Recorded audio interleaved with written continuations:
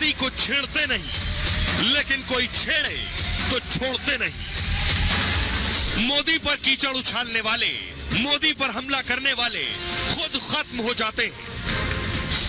मोदी हमेशा आगे की सोचते हैं। मालदीव से बवाल के बीच मोदी दुनिया के बड़े मुस्लिम देश यूएई के राष्ट्रपति मोहम्मद बिन जायद से गुजरात के अहमदाबाद में मिल रहे थे, तो मोदी पर हमला करने वाले मुस्लिम देश मालदीव के राष्ट्रपति की कुर्सी पर तलवार लटकने लगी।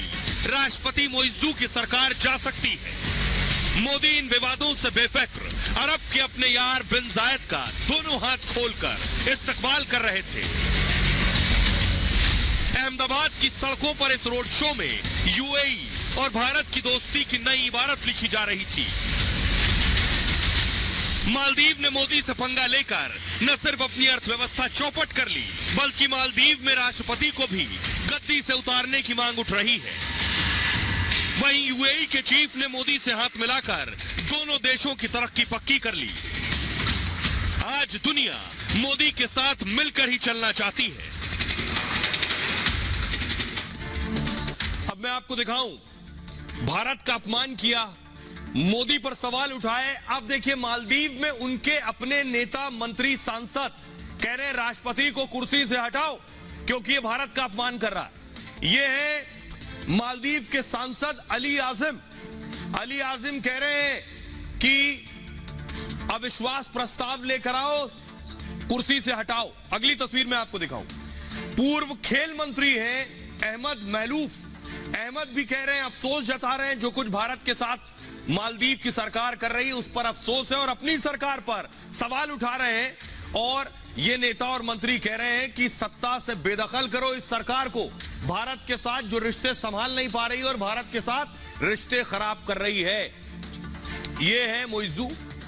ये इनका पूरा चुनाव का कैंपेन था जिसमें ये कैंपेन चला रहे थे भारत को बाहर निकालो, इंडिया आउट। लेकिन ये भूल गए कि मोदी पर हमला करेंगे तो सबसे ज्यादा नुकसान इनका खुद का होगा। भारत से विवाद के बीच मालदीव में सियासी घमासान मचा है। राष्ट्रपति मोइज़ू के खिलाफ अविश्वास प्रस्ताव लाने की मांग हो रही है। मालदीव की विपक्षी पार्टी का मोइज़ू सरकार पर हमला। मालदीव की डेमोक्रेटिक पार्टी के नेता अली अजीम का बयान है, हमें देश की विदेश नीति को मजबूत बनाए रखना है। अली अजीम ने सोशल मीडिया पर पोस्ट किया, हमें पड़ोसी देशों से खुद को अलग थलग होने से बचाना है। पार्टी से पूछा है क्यों वो राष्ट्रपति को हटाने के लिए तैयार हैं? क्या मालदीव डेमोक्रेटिक पार्टी अविश्वास प्रस्ताव लाएगी? भारत से पंगा लेकर मोइज़ू सरकार घिर चुकी है। मालदीव के पूर्व खेल मंत्री अहमद महलूफ भी विवाद से नाराज हैं। भारत के बॉयकॉट का मालदीव की अर्थव्यवस्था पर असर पड़ेगा। दोनों देशों के बीच विवाद का खामियाजा भुगतना मुश्किल होगा, इनके पूर्व विदेश मंत्री कह रहे हैं। मालदीव के सांसद मिकेल नसीम की विदेश यात्रा, विदेश मंत्री को तलब करने की मांग है कि विदेश मंत्री को बुलाओ। क्या कर रहे थे? संसद विदेश मंत्री को तलब करे और उनसे इसको लेकर सवाल पूछे। मालदीव की पूर्व रक्षा मंत्री मारिया अहमद दीदी भी भारत के समर्थन में आ गई। भारत से विवाद को राष्ट्रपति मोइज़ू प्रशासन की नाकामी बताया है और हम एक छोटे देश हैं, हमारी सीमा भारत के साथ लगती है, ये मालदीव की मंत्री कह रही, पूर्व मंत्री। भारत ने हमेशा मालदीव की मदद की है।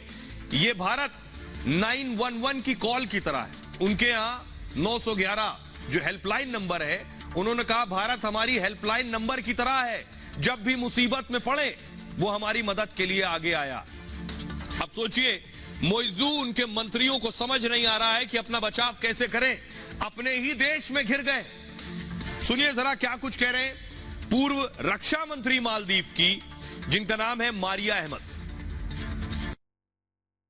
Always had an India first policy, and I hope they continue it, that they recognize that you're the closest neighbor, that you will be the people who have always come and will come in the future also when the need arises, and to have the sentiments of the Maldivian people, because we have always gone to India for medical treatment.